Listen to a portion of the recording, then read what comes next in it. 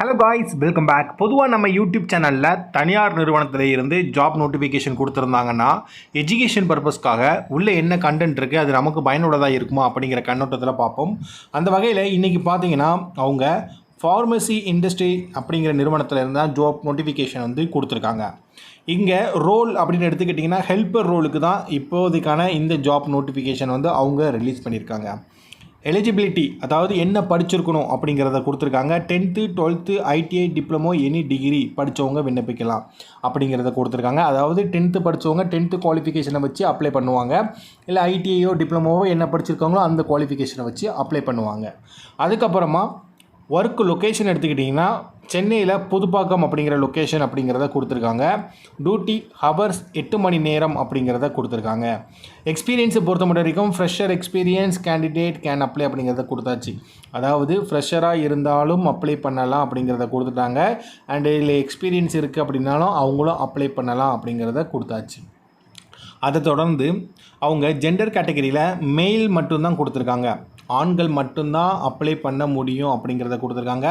ஆண் நண்பர்கள் வீடியோ பார்த்துட்டு இருந்தீங்கன்னா கைண்ட்லி ஒன்றே ரெக்யூஸ்ட், நம்ம சேனலை ஃபஸ்ட் டைம் பார்த்தீங்கன்னா சப்ஸ்கிரைப் பண்ணிக்கோங்க.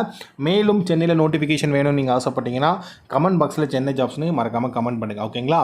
அண்ட் ஆண்கள் மட்டும்தான் தேவைப்படுது அப்படிங்கிறத கொடுத்துருக்காங்க. அதுலேயும் 18 வயசுக்கு மேலே இருக்கணும் அப்படிங்கிறத கொடுத்துருக்காங்க, ஓகேங்களா?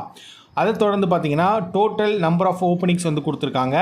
அண்ட் சேலரி வந்து ஆஸ் பர் கம்பெனி நார்ம்ஸ் பிரகாரம் இது இருக்கும் அப்படிங்கிறத அவங்க வந்து கொடுத்துருக்காங்க. ஆஸ் பர் கம்பெனி நார்ம்ஸ் பிரகாரம், ஓகேங்களா? ஃபைன். ஸோ தென் பெனிஃபிட், அதாவது என்னென்ன ஃபெசிலிட்டிஸ் என்னென்ன பெனிஃபிட் இருக்குது அப்படிங்கிறத கொடுத்துருக்காங்க. மந்த்லி அட்டண்டன்ஸ் அலவன்ஸ் அப்படின்னு ஒன்று கொடுக்குறாங்க. அதுக்கப்புறமா ஃபுட் ஃபெசிலிட்டிஸ் கொடுக்குறாங்க. ரூம் ஃபெசிலிட்டிஸ் அப்படின்னு இருக்குது, ஓகேங்களா? ஸோ இந்த மூணுமே மெயினான பெனிஃபிட்டாக கொடுத்துருக்காங்க. ஸோ இந்த மூணும் பெனிஃபிட் கேட்டகரியில் அவங்க சொல்லியிருக்காங்க, ஓகேங்களா? ஃபைன். ஸோ இப்போ நீங்கள் பார்த்த இந்த ஜாப் நோட்டிஃபிகேஷன் உங்களுக்கு எந்த அளவுக்கு பயனுள்ளதாக இருக்குது அப்படிங்கிறத நீங்கள் மறக்காமல் கமெண்ட் பண்ணுங்கள்.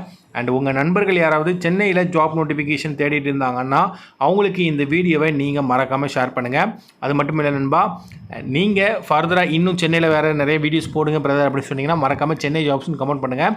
எத்தனை கமெண்ட்ஸ் வருதோ அத்தனை கமெண்ட்ஸை கலெக்ட் பண்ணி அதுக்கேற்ற மாதிரியான ஜாப் நோட்டிஃபிகேஷனை நாங்கள் உங்ககிட்ட கொண்டு வந்து சேர்க்குறோம்.